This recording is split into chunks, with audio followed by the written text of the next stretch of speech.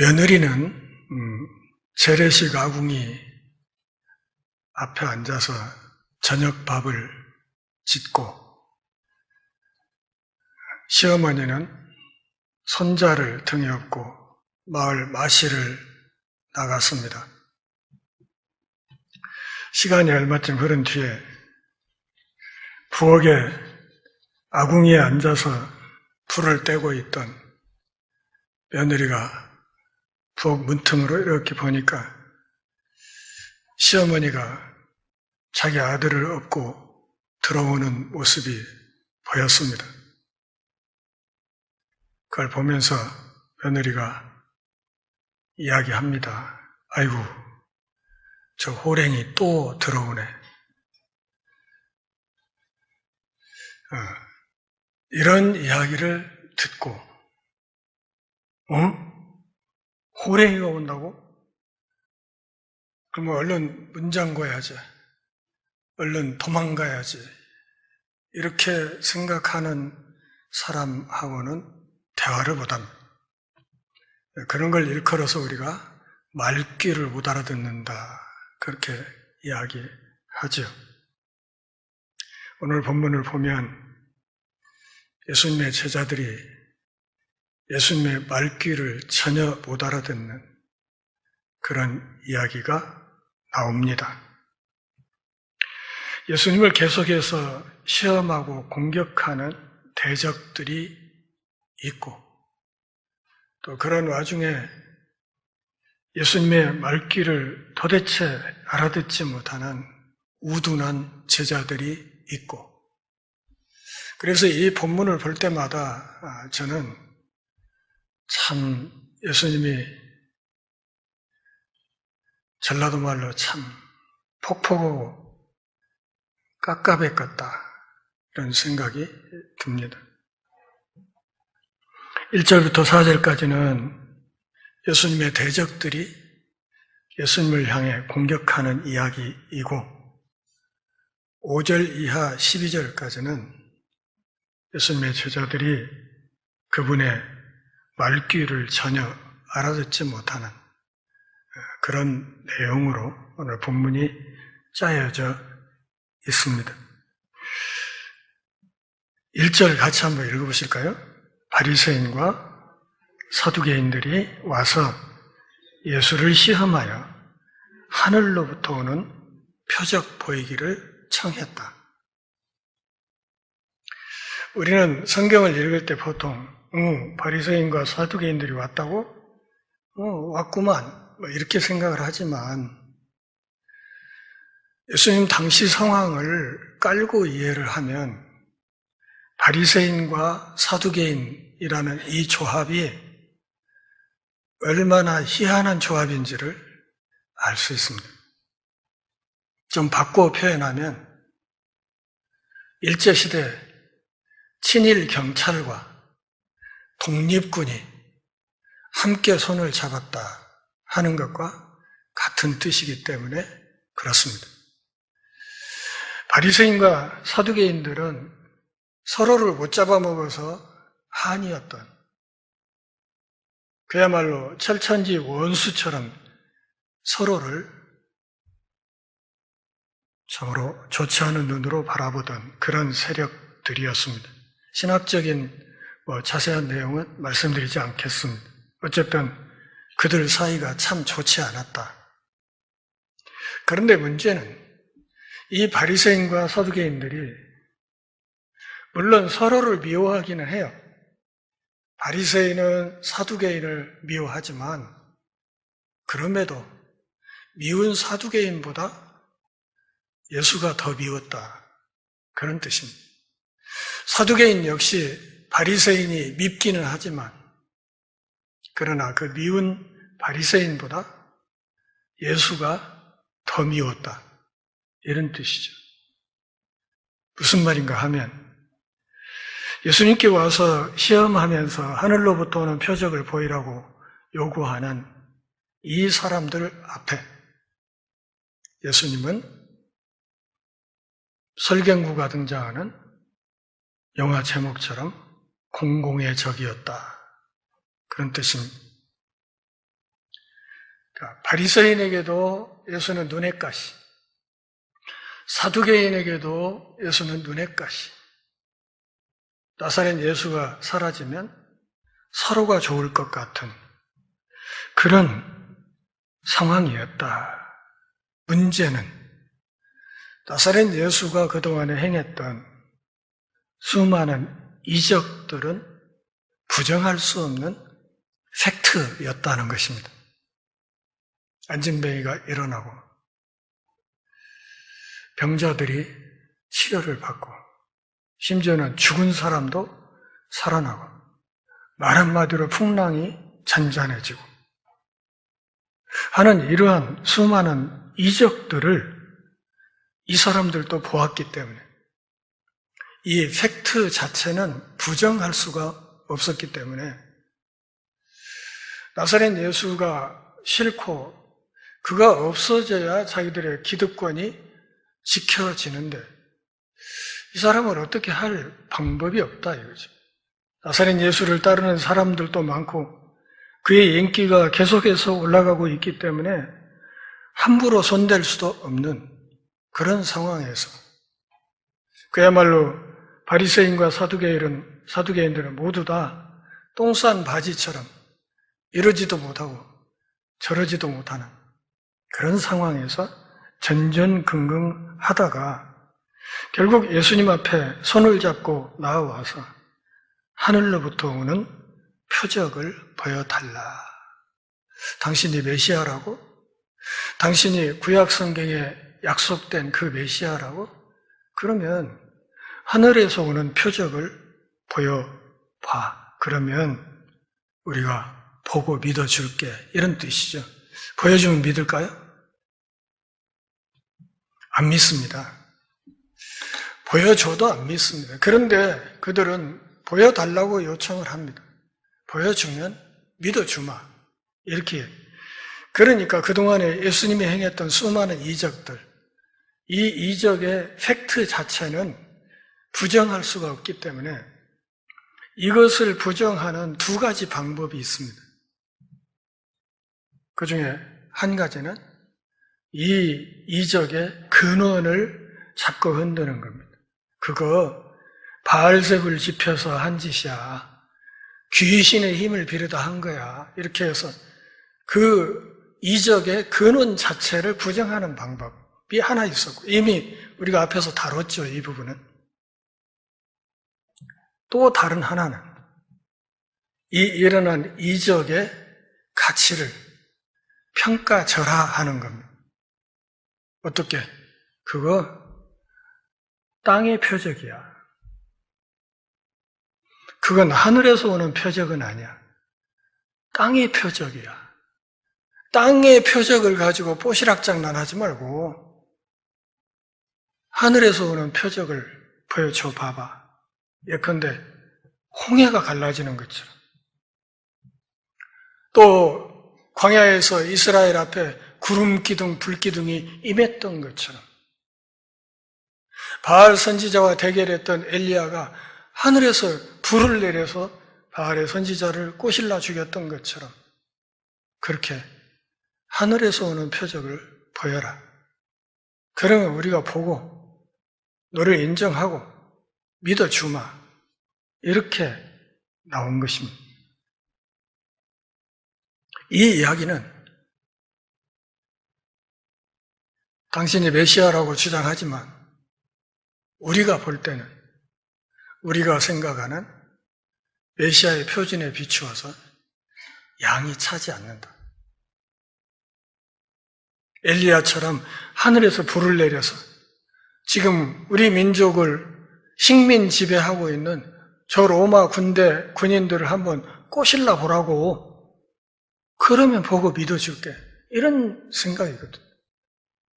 그렇게 요청을 하면서 예수님의 그동안의 이적을 비하하면서 냉소적인 요구를 했습니다. 하늘부터 오는 표적을 보여달라. 그러면 믿어주마. 여러분, 펜을 들어서 1절, 2절, 3절에 하늘이란 말이 몇 번 나오는가 잘 살펴보시기 바랍니다. 1절에 하늘로부터 오는 표적이란 말이 있지요. 2절에도 하늘이 붉으면, 3절에도 하늘이 붉고 흐리면 이런 말이 있어요. 그러니까 하늘로부터 오는 표적을 보이라고 이야기하니까 예수님이 그들의 말을 그대로 받아서 답변을 하는 겁니다. 그래, 하늘로부터 오는 표적을 보여달라고? 그러면서 2절, 3절에서 하신 말씀은 너희들이 하늘을 알아? 이런 뜻이에요. 신구 선생이 그랬던가? 너희들이 개맛을 알아? 그래, 그런 것 같아. 너희들이 하늘을 알아?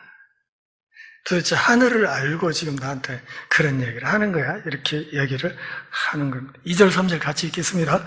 예수께서 대답하여 이르시되 너희가 저녁에 하늘이 붉으면 날이 좋겠다 하고 흐리면 아침에 하늘이 붉고 흐리면 오늘은 날이 굳겠다 하나니 너희가 날씨는 분별할 줄 알면서 시대의 표적은 분별할 수 없느냐. 고린도전서 1장 22절을 보면 유대인의 특징을 사도 바울이 어떻게 정리했습니까? 표적을 구하기를 좋아한다. 표적. 유대인은 표적을 구한다. 헬라인들은 소피아, 지혜를 구하기를 좋아한다. 그렇게 얘기를 했지요. 마가복음 10장 22절 말씀을 보면 부자 청년이 예수님을 찾아왔을 때 예수님이 이거 한 가지 부족한 게 있다.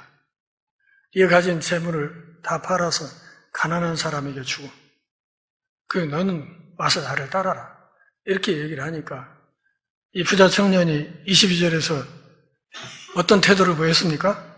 이 말씀으로 인하여 슬픈 기색을 띠고 근심하며 가니라. 그런 말이 있는데 거기 슬픈 기색을 띠었다라는 그 말이 헬라어 스티그나조라는 말입니다. 스티그나조.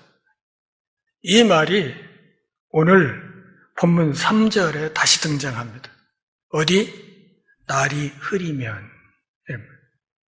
날이 흐리면. 이게 그 부자 청년에게 예수님이 주셨던 답과 똑같은 낱말이 쓰여 있습니다. 다시 말하면 이 말이 일종의 은유로서 구름 덮인 하늘처럼 음산하다 그런 뜻입니다. 그러니까 청년의 얼굴이 구름이 덮였다 그런 뜻이에요. 청년의 얼굴이 구름이 덮였다. 구름 덮인 하늘을 예수님은 흐리다 이렇게 표현해요. 우리도 날씨 가지고 하는 이야기들이 있죠. 밤에 한가위 보름달이 떴는데 달무리가 이렇게 지면 비 오겠다. 그러고 아침에 안개가 많이 끼면 오늘 무더니 덥겠는데 그렇게 얘기하지 않습니까? 그런 것처럼 당시 사람들도 그렇게 날씨를 보면서 오늘 날씨가 어떻네? 하는 이야기들이 있습니다. 그걸 지금 예수님이 끌어온 것이죠. 너희들이 하늘을 보고 하루의 날씨는 분별할 줄 알면서 시대의 표적은 분별할 수 없느냐 이렇게 말했어요. 시대의 표적이란 말은 지금 예수님이 당신이 그동안에 해왔던 수많은 표적이 어디에서 오는 표적이다? 하늘에서 온 것이라고 이야기를 한 거예요. 마태복음 11장 쪽에 나중에 가서 살펴보세요. 3절부터 5절까지 보면 옥에 갇힌 요한이 제자들을 보내. 당신이 진짜 메시아입니까? 아니면 또 딴 사람을 우리가 기다려야 됩니까? 이렇게 얘기를 할 때 예수님이 뭐라고 대답을 했어요? 제자들에게 너희가 가서 본대로 얘기를 해라. 소경이 눈을 뜨고 안진뱅이가 일어서고 이것을 요한에게 이야기해주고 더 이상 의심하지 말라고 해라. 그렇게 대답을 했잖아요. 이 이야기는 무슨 얘기인가 하면 예수님이 지금 땅에서 행하고 있는 이 모든 표적들이 땅의 표적이 아니라 하늘의 표적. 오늘 본문의 표현을 빌면 이것이 시대의 표적이라는 말이에요. 그 시대의 표적을 너희들이 이미 보고도 이것이 하늘에서 온 것인지 땅에서 온 것인지 아직도 분별이 안 돼? 이렇게 예수님이 반문을 하신 거예요. 그러면서 결론적으로 4절에서 대답을 하시죠. 악하고 음란한 세대가 표적을 구하나 요나의 표적 외에는 보여줄 표적이 없느니라 하시고 그들을 떠나 가시니라.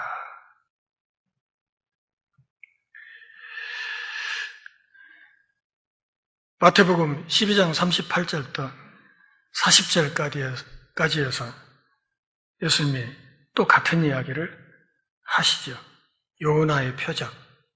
한마디로 요나가 바다에 빠져 죽었듯이 나도 죽어야 하고 요나가 사흘 만에 물고기에서 빠져나왔듯이 나도 사흘 만에 부활해야 된다 하는 이야기를 예수님이 답을 준 것입니다. 이미 하늘의 표적은 충분히 보였지만 그 하늘의 표적의 마지막 마침표로 나의 십자가에서의 죽음과 부활이 있을 뿐이다. 그거 한 가지 빼놓고는 이미 보여줄 것은 다 보여주었다. 더 이상 나올 표적은 없다. 단 한 가지 남은 표적은 십자가와 부활이다. 이렇게 대답을 하신 겁니다. 그들을 떠나가셨다는 말이 참 두렵고 슬픈 말입니다. 무슨 말인가 하면 이 사람들과의 논쟁은 더 이상 의미가 없겠다. 이렇게 생각하신 것입니다. 긴 이야기 할 필요가 없다. 이미 본질이 글러먹은 사람들은 확증 편향의 기질이 있어서 설령 예수님이 하늘에서 불을 내려 로마 군인들을 불살라 죽인다고 해도 믿지 않으실 것이라는 것을 알고 있었기 때문에. 확증 편향이 뭐예요? 듣고 싶은 것만 듣고 보고 싶은 것만 보는 거예요. 우리나라 카톡교인들 중에 그런 사람 참 많습니다. 유튜브에 수많은 내용들 가운데 꼭 그런 것만 골라서 다른 이야기는 듣질 않아요. 그들을 떠나가시니라. 더 이상 논쟁은 무의미하다. 이렇게 보셨던 거예요. 그래서 제자들과 함께 다시 북쪽 해안 지역으로 움직여 갑니다. 근데 그렇게 가는 중에 떡을 챙겨가는 것을 잊었던 것 같습니다. 어쩌면 떡을 챙길 시간이 없었을 수도 있습니다. 북쪽 해안가로 이동해가는 꽤 긴 여정에서 배고플 수도 있는데 그들에게 그것을 대비할 만한 준비를 할 수 있는 여유가 없었던 것으로 생각이 됩니다. 이런 상황에서 예수님의 이야기를 하신 삶과 바리새인과 사두개인들의 누룩을 주의하라. 자, 이 말이 직설법일까요? 비유일까요? 네? 아까 처음에 말씀드렸죠. 며느리가 이렇게 부엌문을 대다보면서 이거 저 호랭이 또 들어오네 이렇게 얘기를 했을 때 그게 직설법일까요? 비유일까요? 비유죠.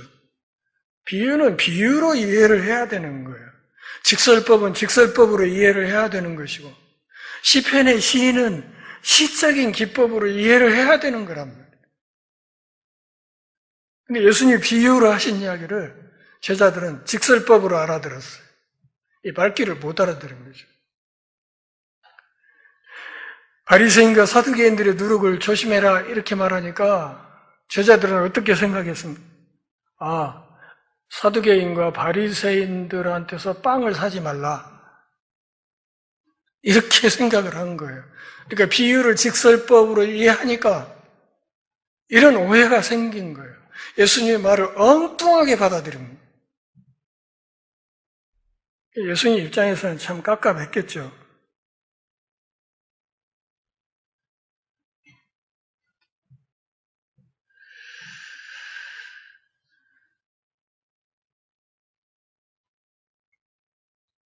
에스겔서 16장 38절, 또 23장 45절, 호세아서 3장 1절 이런 데를 보면 바리새인과 사두개인들을 일컬어서 예수님이 뭐라? 악하고 음란한 세대라 그렇게 얘기를 했잖아요. 구약 성경에서도 하나님을 등지고 배신의 길을 이스라엘 백성을 향해서 수시로 음란하다 하는 표현을 쓰셨습니다. 영적인 간음을 하는 것이라고 그렇게 표현을 했던 것이죠. 지금 바리새인과 사두개인들의 공격이 예수님 볼 때 그렇다는 거예요. 악하고 음란한 세대이기 때문에 표적을 보고도 표적이라 인정을 못하고 당신을 공격한다 이렇게 생각을 했던 것입니다. 고린도전서 5장 6절과 5장 9절 그리고 레위기 2장 11절과 고린도전서 5장 7절부터 9절까지 말씀을 보면 누룩이란 말이 종종 악한 영향력으로 비유되고 있다 하는 사실을 확인할 수 있습니다. 그러니까 예수님이 여기서 바리새인과 사두개인들의 누룩을 조심해라 하는 이 말은 이런 비유로 말씀하신 거예요.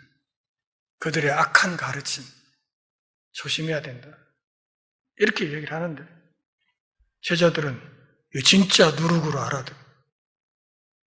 진짜 빵 이야기를 하는 것처럼 그렇게 알아들었다. 그래서 이 멍청한 제자들 사이에 신학적인 논쟁이 계속 일어났습니다. 7절 한번 읽어볼까요? 제자들이 서로 논의하여 이르되 우리가 떡을 가져오지 아니하였도다 하거늘. 서로 논의하여라는 말 속에는 굉장히 말이 많았다 그런 뜻이에요. 네가 옳다 내가 옳다 아니 내 생각에는 말이야 아니 내가 저 신학대학원 동기생 단톡방에 가면 가령 제가 여성 안수회관에서 이야기를 하면 그냥 온갖 이야기가 다 나옵니다. 재밌어요. 요새는 구경만 해요. 더 이상 이야기할 필요도 없으니까 그냥 구경만 해요. 그걸 예수님이 아셨어요. 믿음이 작은 자들아 어찌 떡이 없으므로 서로 의논하느냐. 그러면서 9절 10절에서 뭐라고 말해요? 같이 읽어봅니다. 너희가 아직도 깨닫지 못하느냐? 떡 5개로 5,000명을 먹이고 주운 것이 몇 바구니며 떡 7개로 4,000명을 먹이고 주운 것이 몇 광줄이었는지를 기억하지 못하느냐. 제가 참 아프게 읽는 낱말은 아직도라는 말. 너희가 아직도. 우리 신앙생활의 연조가 몇 년이에요? 여러분 교회 처음 나왔을 때부터 한번 잘 생각해 보세요. 몇 년이에요? 경력 몇 년 차 신앙인입니까? 예수님이 제자들에게 얘기해요. 아직도 깨닫지 못해. 오병이의 이적 비스무리한 것을 벌써 몇 번 경험을 했고 그 밖에도 수많은 이적을 얼마나 많이 내 곁에서 보았고 밤마다 내가 너희들을 어떻게 가르쳤고 그랬는데 아직도 깨닫지 못하는 거예요. 여러분 회의주의와 냉소주의는 전염력이 강하다는 사실을 알아야 합니다. 너희가 아직도 라는 말을 하면서 예수님이 얼마나 낙심하고 실망했는지를 읽을 수 있어야 합니다. 마태복음 14장 31절과 15장 28절 말씀을 보면 본문의 제자들을 풍랑에 빠져 들어가면서 헤매고 있었던 베드로와 똑같은 취급을 하셨습니다. 그리고 베드로의 흔들리는 믿음과 작은 믿음의 제자들 사이에 큰 믿음의 가난한 여인 이야기가 있다는 사실을 읽을 수 있어야 합니다. 양편으로 믿음이 어설픈 제자들, 그 사이에 이방 여인의 위대한 믿음, 주여 옳습니다. 당신은 다윗의 자손이고 당신의 상에서 떨어지는 부스러기 은총으로도 제 딸이 고쳐질 수 있습니다. 이렇게 위대한 믿음을 고백했던 이 가나안 이방 여인의 믿음과 제자들의 형편없는 믿음이 대비되고 있습니다. 오병이의 이적을 경험했어요. 그리고 까먹어요. 칠병이의 이적 경험했어요. 또 까먹어요. 그리고 예수님이 비유로 바리새인과 사두개인의 누룩을 조심하라 하니까 우리가 빵을 안 챙겨서 그런 건가? 비유로 이야기했는데 직설법으로 알아듣고 헤매는 거예요. 그리고 서로 오해한 제자들끼리 모여 앉아서 신학적인 토론을 막 하는 거예요. 네가 옳다, 내가 옳다. 그걸 보시는 예수님이 얼마나 깝깝했겠습니까? 얼마나 답답하고. 이것들을 언제까지 교회의 터로 이 사람들을 내가 다듬어야 되는데 이거 언제나 그렇게 될 수 있을까? 얼마나 답답했겠어요. 11절, 12절에서 책망을 하십니다. 어찌 내가 말한 것이 떡에 관함이 아닌 줄을 깨닫지 못하는 오직 바리새인과 사두개인들의 누룩을 주의하라 하시니 그제서야 제자들이 떡의 누룩이 아니고 바리새인과 사두개인들의 교훈을 삼가라고 말씀하신 줄을 깨달습니다.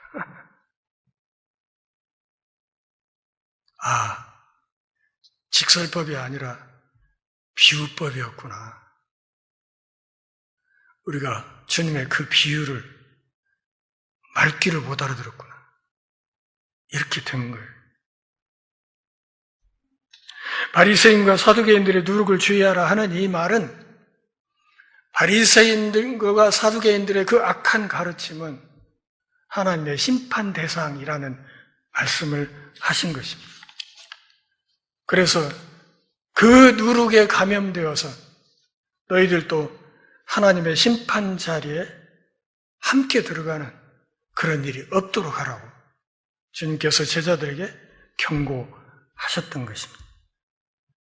마태복음 16장 6절 그리고 15장 14절 말씀을 보시면 이 사실을 그냥 알 수 있습니다.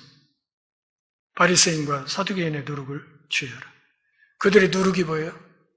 맹인의 가르침이라는 거예요. 그리고 그 맹인의 가르침이 위험한 것인 줄 모르고 그냥 눈 감고 따라가면 함께 구덩이에 빠져 죽게 되는 것이라고. 그러니 조심하라고 이렇게 이야기를 하는 것입니다. 저는 요즘 들어서 한국 교회 전반의 흐름을 살펴보면서 느끼기를 오늘 기독교인들에게 제일 중요한 은사가 뭘까를 생각하면 영적인 분별력이 아닌가 이렇게 생각합니다. 거짓 가르침이 너무 많습니다. 아주 교묘하게. 그냥 설교라고 하면서 성경 본문을 줄줄이 들이대면서 이야기를 합니다. 그렇게 보면 굉장히 성경적으로 설교하는 것 같죠. 그런데 전체적인 설교의 맥락을 추려보면 이게 하나님의 음성이 아니라 사람의 소리라. 근데 그걸 분별하지 못하고 그런 설교가 나오는 그 자리에 10,000명, 20,000명씩 모여 앉아 있습니다.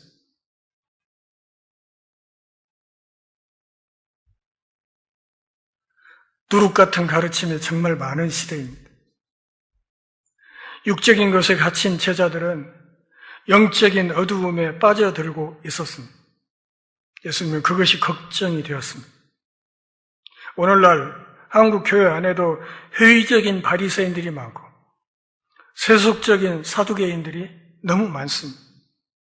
그리고 우리의 일상에서 늘 하늘에서 오는 표적을 요구합니다. 하나님, 이거 해주세요. 이거 해주시면 제가 믿어볼게요. 그래서 마음이 계속해서 강팍해져가는 회의론자들이 얼마나 많은지 모릅니다. 이런 사람들을 두고 예수님이 어떻게 했다고요? 물러나서 다른 데로 떠나가셨다. 긴 말 필요 없다는 거죠. 이런 사람들 데리고 그렇게 아등바등 무슨 이야기를 하면서 시간과 정열을 낭비할 필요가 없다. 그렇게 생각하신 것이죠. 그에 물러섰습니다. 한 발 물러서서 다른 곳으로 사역지를 옮겨갑니다. 물러서서 하나님의 손에 맡게 할 때가 있다고 보신 것입니다.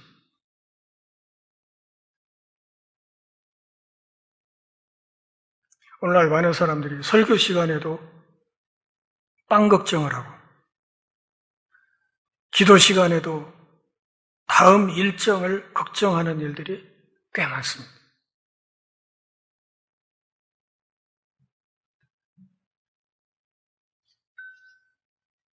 시계 분침이 12자를 살짝 넘어가면 속에서 똘부하가 올라오기 시작합니다. 오늘 설교 왜 저렇게 긴 거예요? 다음 빵, 다음 직업, 다음 자동차, 다음 아파트, 다음 레저. 이 다음에 안락함은 뭘까? 한번 물어보겠습니다. 앞으로 100년 뒤 2124년에 여러분 어디서 뭐 할 거예요? 다음을 걱정하려면 그걸 걱정해야 되는 거예요. 그걸.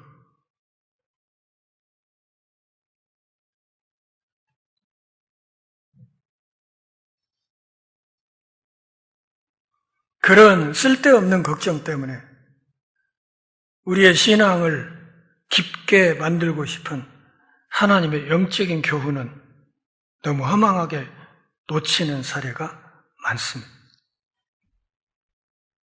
제자들은 참으로 얄팍한 생각으로 이 양반 따라다니면서 어떻게 하면 떡고물을 좀 얻어먹을까? 이런 고민밖에 없었죠. 그래서 예수님이 뭐라고 얘기를 해도 항상 그냥 떡과 연결이 되는 거다. 바리새인과 사두개인의 누룩을 조심해라. 비유로 얘기했는데, 또 빵? 이런 거죠.